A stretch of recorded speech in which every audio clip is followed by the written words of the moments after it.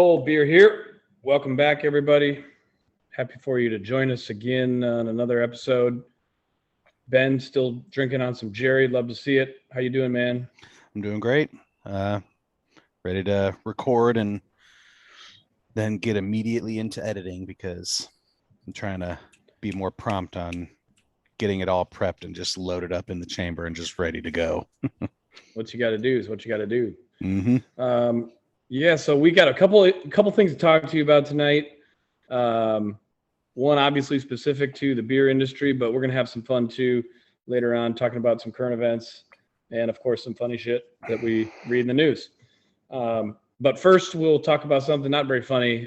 For those of you who have been following at all the craft beer industry and much of the media, social media surrounding it, there has been over the last month or so some significant public sort of notes, announcements, discussions, admissions from a lot of people in the beer industry about mistreatment in the industry, specifically by employees and more often than not, women in the industry. This is an industry that has made great strides from a women participation standpoint over the last decade. There's no question about that. But these kinds of things certainly reset the bar and force one to look in the mirror and make sure that the way that they're treating their employees, whether it's in our industry or not, is an extremely important thing.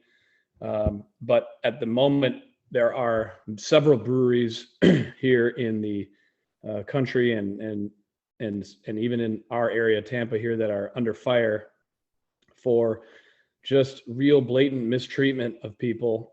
And a lot of that stems from the owners or operators setting a culture that just doesn't have accountability set up for people. And it's been sad to see. I don't think that we have those issues at our brewery. And I talk to people, and I have been talking to them more recently now. We just try to be decent to folks, and I don't know what else to say other than there's correct ways to criticize people's jobs. There's correct ways to be firm and demand things as bosses, and there's incorrect ways to speak to people. And some of the stories that are coming out here are just extremely unacceptable. We just wanted to lead the show with that discussion. And, obviously Ben doesn't work in this industry, but he is an employee himself. And this isn't new to any industries. It's just as unacceptable here as it was there. And, hopefully we can take these lessons, move forward and nip it in the bud. Yeah. I mean, I first saw this maybe about a week and a half ago, maybe around there. I started reading articles about it, and there's some pretty big dogs in there that are having issues. So you would think, like, you can not understandable, like, I'm not, don't misread my words, but you like almost expect some of the smaller ones may have some issues. There's a lot of, like, friends, people working that have either known, they get the job there and they've known the person. Then you have someone come in that isn't as close with with the people at the top, and so you kind of like expected like the smaller ones to have, you would expect some of them to be having some issues, maybe not to that there's no level. HR there. There's in many cases like a lack of corporate experience for a lot of those people. I totally there's a lot of that. But then you see some of these big ones, like the founder and CEO of Modern Times Beer has resigned, and that's a pretty big name. And for the founder to resign, things were probably pretty bad in their corporate structure of that. And that's hardly the only one. On no, there's a bunch of them. Hill Farmstead. I mean, there's some big ones. It's too bad. I don't know that it's worse in one industry than it is in the other, but I don't think that folks have been held accountable in ours. You got warehouse and production jobs You got a bunch of roughnecks in many cases, that are working back there. And I just think that there hasn't quite been the evolution that in terms of how to treat people, how to talk to people, and Yeah. and respect folks. And so, some of these people are getting called to task now. Some of them are going to be dealing with the ramifications, and some of your favorite breweries may, especially smaller ones, may not exist, at least, or in the form. They may have to go through some sort of restructuring type of stuff. You never know. Yep. So I think it's important just to bring it up and say, hey, listen, we love our women in this industry, and we believe that diversity in general will bring more quality to the industry in terms of its service, in terms of on the brewing side, its flavors and its ideas. There's no question about that. It is, and so that needs to be what is discussed. That needs to be the topics should be about how can we get together and help. This is unfortunate. It won't be tolerated by us, at least at our brewery. I can say that, and we will talk about it here because there's a lot of stuff going on the internet, but when there's a bunch of smoke, you tend to believe that there's fire, and there is too much of that happening right now in our industry. And so we got to just say, hey, listen, we believe y'all and we want you to be with us. And we're going to make sure that if we see that kind of behavior, that we try to take care of it, because we got to move on past that, and make sure that everyone feels comfortable in their workplaces first and foremost. There's just really no acceptable alternative to that. If people aren't feeling safe where they go to work, nothing works. Yeah. And if you're the owner or someone in a high level position and someone comes to you and says something, you need to take it seriously. And yeah. I mean, doesn't just mean you just go out there and fire whoever the complaint's against. You look into it, you ask other people, and then you take appropriate steps to fix it, whether that is letting somebody go or whether it's, training, talking. There's not a whole lot of HR departments in our industry, It's a lot of smaller businesses, but everyone, no matter how they act, knows how to treat somebody with respect if they truly want to, and it's really not that difficult. So that's right. Treat people with respect. Yeah. Well, we can move on to a lighter subject. I think that you were mentioning something about some news regarding the college football playoff restructuring. Yeah. Am I right?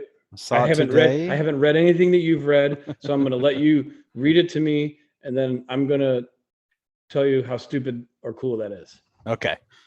So basically a subgroup, I guess, just like any rules committee or whatever the case may be, of the college football playoff, management presented a proposal to expand the current college football playoffs from 4 teams to 12 teams, which is a little bit of a funky number because, you would think 8, it's even, 2, or, 16, but they went with 12, and I have my thoughts about why they did that. But essentially they would do the 6 highest ranked conference champions, and then the 6 highest ranked other teams as ranked by the college football playoff committee. So 12 teams, and then why I think they went with 12 instead of going with 16 or 8 is to kind of maintain some of that importance of the regular season by giving the top 4 ranked conference champions who that would be probably undefeated or maybe 1 loss, giving them the benefit of having a good year by letting them have a bye on the first week of the playoffs, which I think is a good way to keep some of that importance and while still maintaining an expanded playoff. I had always wanted 6. I thought it was about the perfect number. I thought of too much more than that to make it a little bit diluted, but 12 I think is suitable as long as they don't try to go too much further. 32 would be far too many. Yeah, I was a fan. I mean, I was a fan of 8. Put the 5 conference champions in the top group of 5 conference champ, and then a couple at-large teams, which basically is what they did in terms of the 6 best conference champs. They just added a couple more, and I'm fine with that. Hey, listen, more college football playoff games is better. I don't care what people want to say about preserving. You're preserving something that is wildly subjective, okay? Yeah. And other than the BCS, which was the least subjective thing that college football has ever done, that's all it's been. They've for years they've literally just picked the national title because teams played 6 games a year. So, and then they got into trying to get the teams to play, and then that was the year in '93 when Florida State won it. They played Nebraska in the Orange Bowl, and it was like the year that Florida State lost at Notre Dame, and then Notre Dame turned around and lost to Boston College. And so they were like, well, I think Nebraska is like kind of next, and okay, but it wasn't officially that. It wasn't. Everyone knew that if Florida State won, they were going to be the national championship. But if Nebraska won, I think that people were like, Notre Dame might win it, or Nebraska. And so it's just always been a real throw shit at the wall and see what sticks. I don't like that. No other sport does that. No, and no other, and at no other level of the same sport do they do that. Correct. No, it's and one AA playoffs are great. This is good football and fun to watch. Yeah. And hopefully some of these NLI laws that are getting passed will help. I mean, the big dogs are going to get who they want, regardless, and those will always help them. But if you can go to a different school in a state and still, sign some sort of personal rights thing, that could help those smaller schools, and then kind of help the parity. I don't think it'll ever truly happen helping the parity in football as it is. No, because the boosters at the big schools are the ones that have the. That's a story for another time, though. No, that's like trickle down economics. It sounds good. The rich, it helps the rich, and then whatever the rules are after that helps the rich. So it's going to be no different in this. Dude, Alabama has the boosters. They're gonna have I mean, Alabama, Florida State, there's boosters all over at these big schools, and there are at the little ones too, or say that the lower level. I don't know how to say this without sounding insulting. The other schools, like the biggest state schools, I guess I'll go with that. So they'll always have some, but it's a numbers game. So essentially the next step is the 11-member management committee is going to review this recommendation to expand when they meet in about a week. It is a week, 2 days next weekend. And then when would it start? So was it 23? I thought that I read or something. I'm trying to see. I don't know if this says in this article I'm reading, but it wouldn't be this year. Some ambiguity. No, it won't be this year. And I think it would depend on when the current contract with TV contract is up, which maybe 23. I don't know. But they can roll that up. They can roll. Oh yeah, they could always. You can always renegotiate. More games. ESPN's not going to say no, because that's more games. It's more money. I guess my only beef with it is that the BCS formula or the newest iteration of it should be the way that the second 6 teams get picked. That's going to be my other thing. The committee shit drives me absolutely bananas because they I always with thought 4 teams, they can't, it's hard to mess it up. Yeah. But they've tried. And so with 12, they're definitely going to fuck it up.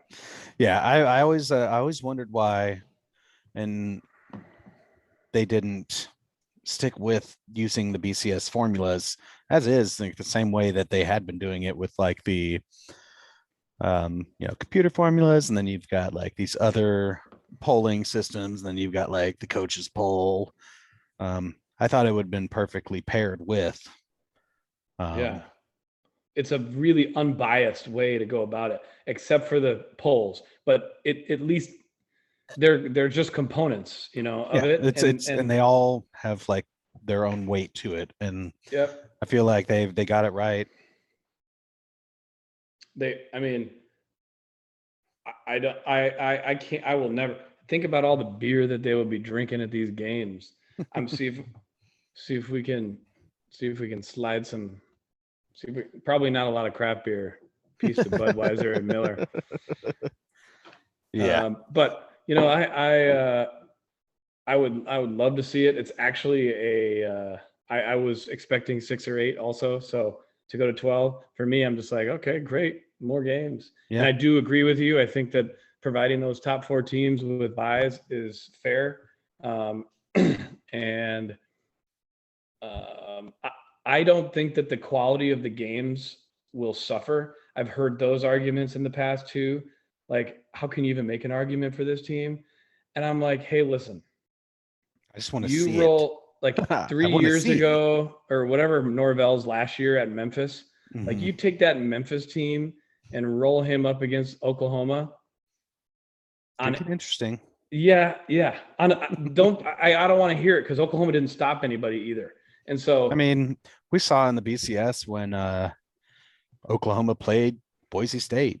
Like, yeah, well, that was a while ago, but yeah. But I was some of you may not have seen that. That was like 2006 or whatever. Well, but dude, Oklahoma has a history at this point, but like, recently of getting rolled. Right, yeah. USC crushed them. Right, but like you can see like these, is it likely that some of these schools will make the run from like the first round being a 10 seed or whatever to winning the championship?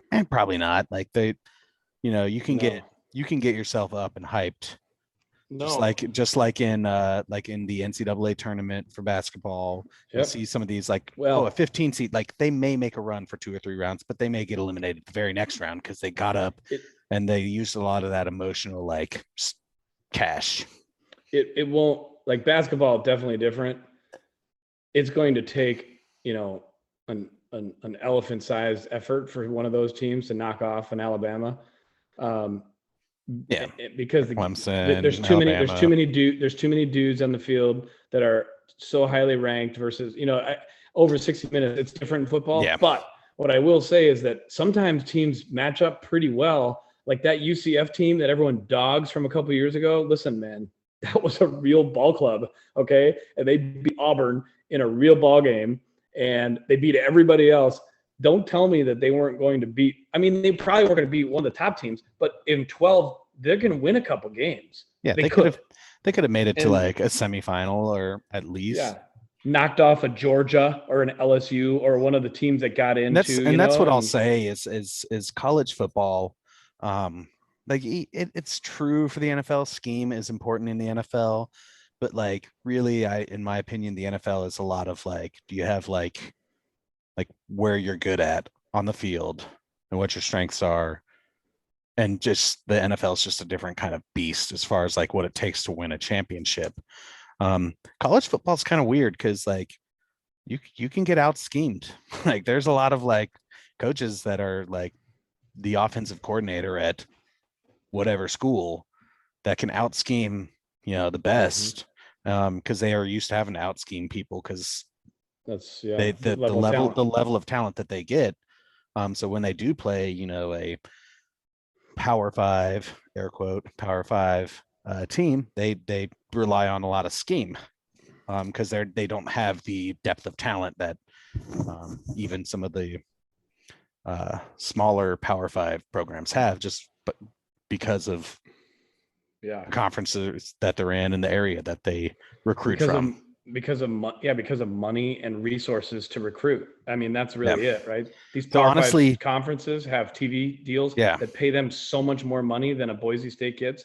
that Boise can't spend that money on recruiting. They just can't possibly do No. it. And I mean, Florida State a few years ago, a few years ago, maybe it was under what's his name? Your previous coach. it's been a couple now. Oh, Willie? Yeah. Y'all spent like $3 million one year on recruiting budget, like mostly travel, of course. Yep.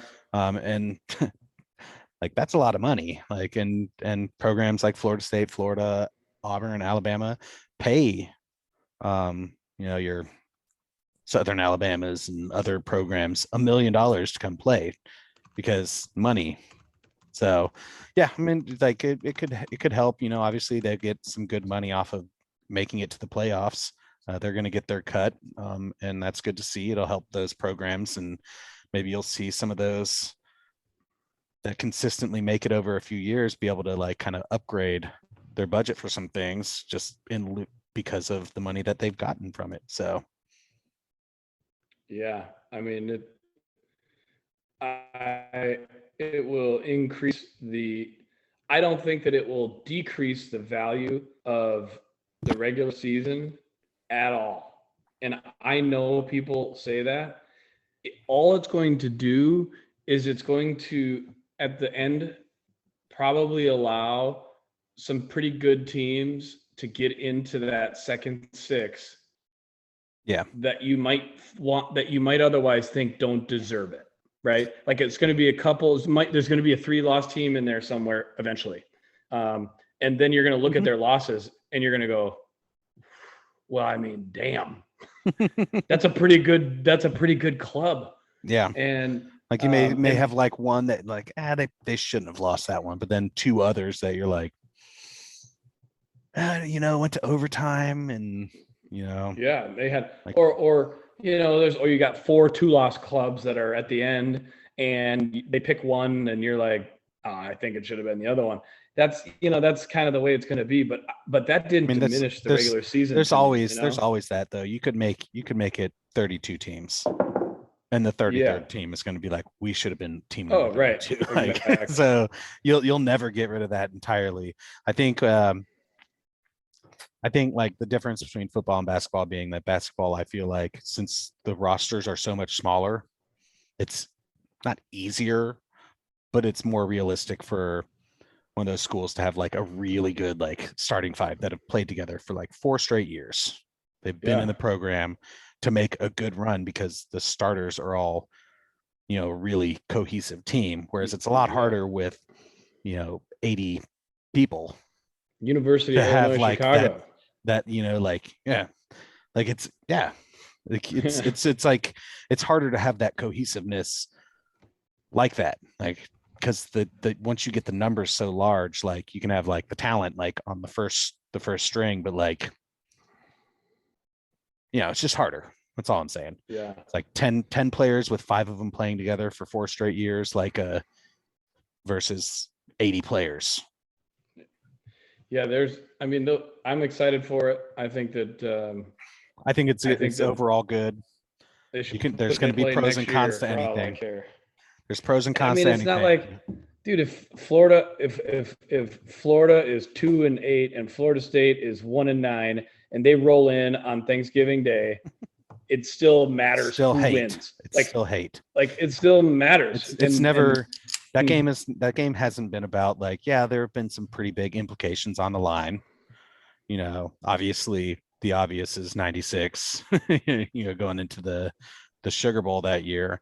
But like that was by the way, that was my recruiting trip to Doak that year. Oh, nice. Good for you. Incredible. But like, so like, obviously those, like there have been games that have led directly into like big stuff like that, but it wouldn't matter. Like you said, both teams could be winless and it's still going to matter to the fans because it's a rivalry. Yeah. That's what it is. Like, and Florida, Georgia, the same type of thing.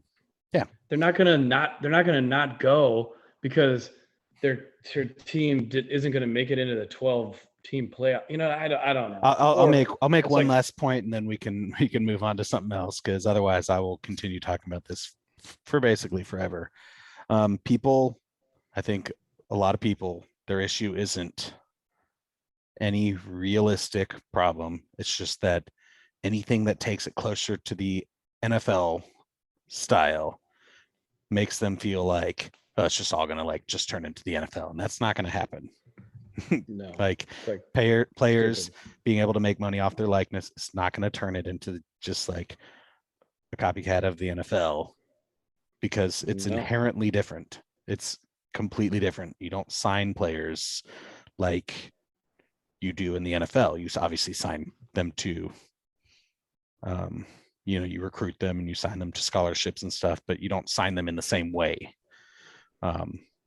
So Yeah, that's it's the last different. thing I'm going to say on it. It's different. It's a different beast. You can't just worry about it because it may turn into something you don't appreciate to the same level. If you appreciate it still and you love your college team, it should have no impact on you. Just keep loving your college team. It's going to be fine. I'm excited for it. I appreciate it. And you know what else I appreciate is I appreciate the story about this woman in Ocala. Oh yeah. It's a different kind of appreciation. There's no question about it. And actually I think it happened a month ago or something, or a couple of weeks ago. It's not, when we saw the videos here just recently, it was already out for I think like a week or two. Or it had happened a week or two previously, but I don't know.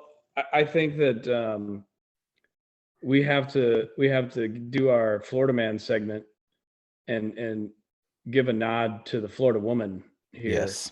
In this case, because there's a 53-year-old blonde who, let me explain to you, looked amazing. Yeah. Okay. You can find the video if you so desire. The video's out there. For 53 years old, I mean, I swear I thought she was a college kid, just losing her mind. But this woman got totally naked and rolled into Outback Steakhouse and smashed the place up, and then rolled next door to the Moho Grill and smashed it up. And when I say smash it up, you got to see the video, people. I mean, full bottles across the room, including, and finally, at the police officer who came, and he told her to stop. He told her to get down, and she did not. And the officer put her down in a hurry with the taser, and she went straight down. It looked like she stepped onto an elevator when she went down, because she just went straight down. I mean, I've never seen anything like it. I've seen my share of people go crazy, but this is an incredible story. And all I could think of the whole time, Tilly, was what happened to her feet? Because she's smashing bottles all over these buildings and she's butt naked with no shoes on. And I'm thinking to myself, she has to have completely bludgeoned her feet walking around from restaurant to restaurant and shit. Yeah. All I could think about.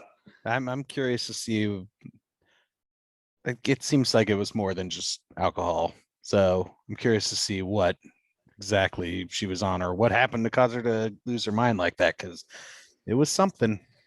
Yeah, it wasn't just alcohol. But isn't that interesting? No. 53 years old, because she doesn't look, she's in incredible shape. She didn't look like, typical. This is stereotypical, but she didn't look like a meth user. And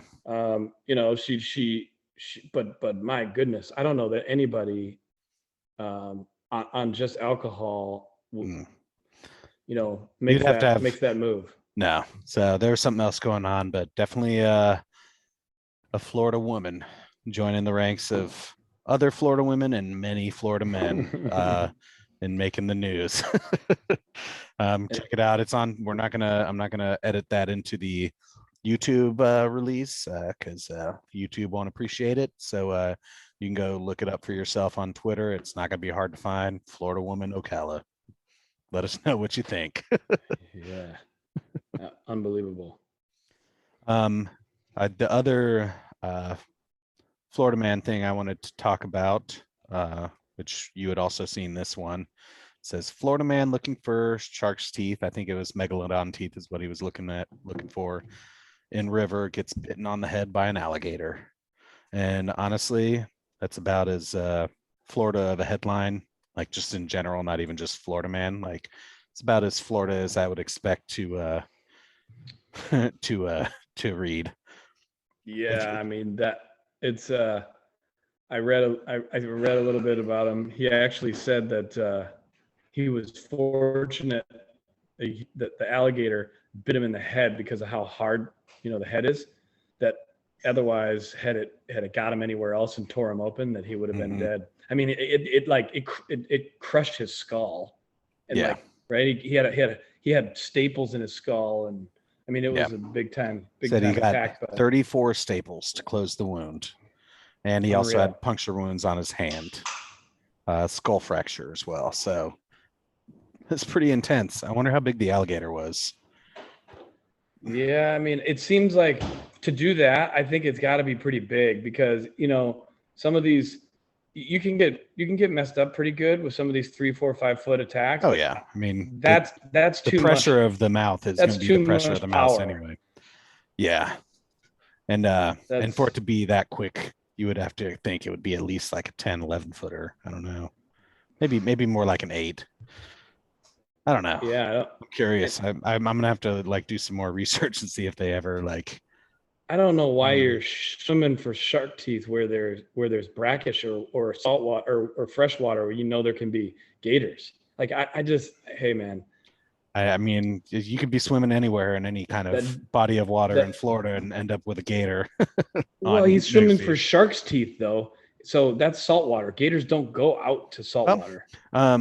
Well, he was looking for megalodon teeth, so that could be up on old sea areas. I know in Gainesville, Hogtown Creek, near 34th Street, West Side Park, you can go. You used to be. I don't know if you're still allowed to go down there. You could go down and take a little thing in the river, the little creek there, put sand into it, sift it out, and you'll find shark's teeth, and that's 150 miles from the ocean. Yeah. So you can find older teeth. Obviously, if probably not a bull sharks will go. I think bull sharks will go in there a little bit. Go up some, but they won't usually go like travel way up. But they've gotten lost before, I assume they have to have. But but I think he was looking for much more ancient teeth. Interesting. So, but yeah. Well, that's a hell of a hold my beer segment. Yeah. Hey, he survived. Good for him. And just in case this makes you nervous, according to the Florida Wildlife Commission, is that what they're called? Conservation Commission, whatever. Yeah. There was only 12 alligator attacks in 2020. Obviously, this is 2021. I'm just giving some statistics, but the last fatal attack was in 2019. So, they happen. I think generally a lot of the noise that humans make scares away a lot of the other animals around anyway. So they're not big fans of being around the commotion and the noise. But right now is mating season is my understanding. And so, you get around feeding time or mating season or whatever, and animals are animals. I believe most animals or most sharks, alligators, do most of their hunting in the evening time tonight. So try not to be doing it then or early morning. So no, don't do that. The best time to go in the water in Florida is when the water is really cold, because the alligators are going to be out of the water sunbathing to try to warm up. That's probably your safest bet. And their metabolism's very slow. So just to summarize, don't treat people like an asshole. Don't get naked and ransack restaurants. No, just get naked for other reasons. Just don't ransack restaurants. Don't go swimming maybe where gators are. Which in Florida is a tough thing, obviously. They could be anywhere. Well, hey man, I know, but jeez. Just trying to help y'all out.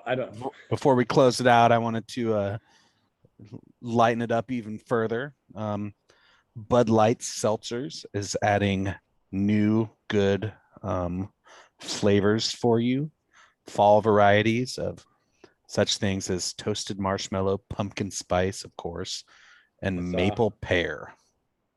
So if you're a seltzer fan, and some of the Bud Light ones, oddly enough, are not actually that bad, but seltzer in my mind, it's all, a lot of it falls in the same type of thing. So if you're looking for toasted marshmallow, maple pear, and for all you basic people out there, some pumpkin spice, Bud Light is going to have you covered with some seltzer. Or roll on down to Baycana and get some CBD seltzer. Yeah. We actually have, there's actually part of it is fruit, not just tinctures or whatever they're making these seltzers with that are still clear. It's very medicinal. They're very medicinal to me. It's like pouring Sprite in a cup that tastes like marshmallows. It's not your cup of tea. But it's also, it's not supposed to taste like that. Like it's not supposed to look like that and taste like that. That they're adding, very artificial flavors in order to keep that clarity like that. At least when you're making a ridiculously fruited sour, you're putting a lot of fruit in it, which is still fruit. But I think the seltzer world is going to begin to move towards color now, because people are buying with their eyes. And small breweries can't make seltzer that's clear. They can, but it's too difficult, financially prohibitive, for very little gain. And so I think in a lot of cases the seltzers are being added with real fruit in their color, and that's a better flavor to me, and also it's a better presentation. We're making a blueberry seltzer for a local farm that's a white label. Trust me, you walk by somebody with a blue thing in your cup and people are going to look and go, what the hell is that? Let me have that.